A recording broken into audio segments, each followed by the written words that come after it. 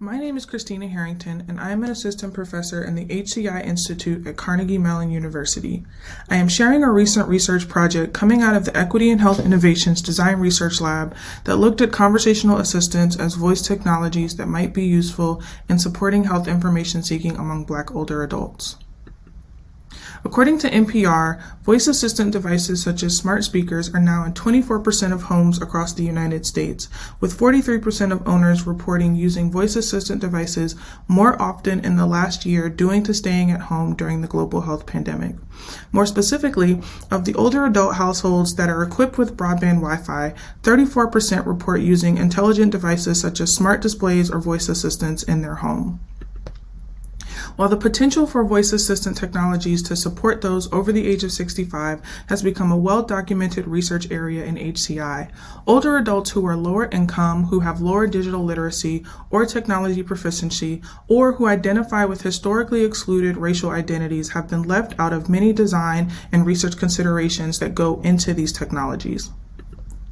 More specifically, as research into cultural reception of speech recognition technologies has begun to examine which languages, accents, and dialects are well received, there is a need to explore voice assistant interaction among racially minoritized users such as Black older adults, a group that experiences a particular cultural meaning of code switching. Building on prior work in HCI that has addressed cultural receptions of voice assistants, as well as the language performance that has been observed by multilingual groups, we conducted a three-phase study to understand, 1, the health information needs that Black older adults in lower income environments would feel comfortable asking online resources, how Black older adults ask health-related questions to voice assistants, and 3, what are their experiences and perceptions as they engage with voice assistants as health information resources.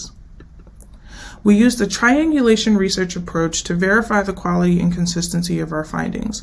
This study consisted of 3 qualitative phases. The first phase was a 5-day diary study where study participants were introduced to voice assistants among other online health information resources and asked to share stories about any previous experiences with these resources and document any health-related questions that they might ask. The second phase consisted of a follow-up interview where participants discussed their diaries and responded to health-related scenarios that were informed by their diaries. And the third phase involved scenario-based feasibility testing with the Google Home.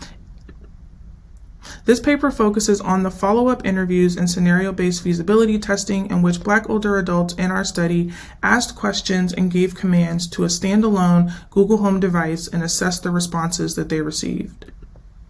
We worked with community organizations in Chicago and Detroit to recruit Black elders via listserv and word of mouth stemming from community meetings. Although this study was initially planned as an in-person study, the emergence of the global health pandemic required that we shift research activities to a virtual format. As a high overview, we discuss our findings in 3 areas: health information wants of Black older adults, a linguistics analysis of speech interactions and the resulting types of communication breakdowns and repairs observed, and the experience of code switching felt by participants. Among the health information wants collected from Google Home queries, there was an emphasis of participants searching for information about managing an existing chronic illness or conditions, and information about medication. Many participants also asked about how to understand or detect chronic illnesses. Participants were also particularly interested in finding out whether or not they fell into an acceptable range for certain vital signs associated with specific conditions and how to stay within those ranges. The second major area of our findings analyzed the types of communication breakdowns and the repair strategies used among Black elders when attempting to seek health information. Based on work by Benata et al., we identified 3 different communication breakdowns: initiating interaction with the Google Home, pacing queries with the Google Home, and queries not understood by the Google Home. Participants experienced not understanding how to wake up the Google Home, often forgetting the required commands. Common repair strategies here included over-articulation or repetition of their original commands. For the second communication breakdown, many participants expressed feeling that they spoke too slow for the Google Home to capture their questions or commands, experiencing the device providing a response to an initial part of their question. Here, participants also felt the need to over-articulate as a repair strategy. For the third type of communication breakdown, many participants experienced Google Home stating that it did not understand their questions or that it did not have the information they were looking for. Amidst this frustration, participants felt responsible for Google Home being unable to comprehend their queries and blamed their own technological skills for not being able to effectively communicate with the device. This led them to engage in meticulous restructuring and rewording of queries in ways they thought the Google Home might understand. Across each of these communication breakdowns, participants expressed that there was a language disconnect that made their experiences with Google Home seem more difficult than that of individuals who might speak what is considered to be formal standard English. For some participants, this meant avoiding the use of informal contractions such as gonna or fidna, while for others, this meant changing their tone to what they felt sounded of the Caucasian round. Participants explicitly described this as the need to code switch, changing from one way of speaking that is more culturally comfortable yet less formally acknowledged. Having the code switch made the process of interacting with the device cognitively burdensome and time-consuming for participants, negating the potential benefits of accessible prompt interactions. Our analysis explored both the content of Black older adults' health questions and the experiences of these individuals using the Google Home to search for these questions.